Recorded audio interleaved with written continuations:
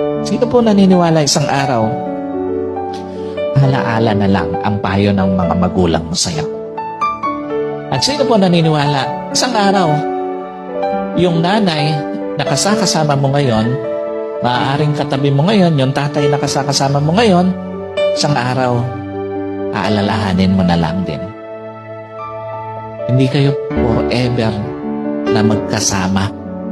Kaya nga, lahat ng magulang hanggat kasama pa yung anak, gagawin ng lahat. Ipapayo lahat ng mabuti, paaalalahanan ng anak kasi alam niya, isang araw, iiwan niya yung kanyang mga anak.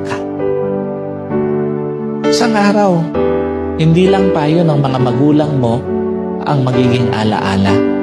Kahit magulang mo isang araw, magiging alaala na lang sa buhay mo.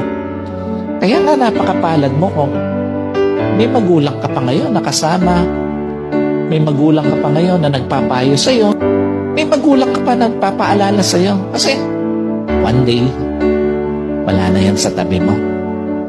Yung mga payo niya, alaala na lang din sa buhay mo.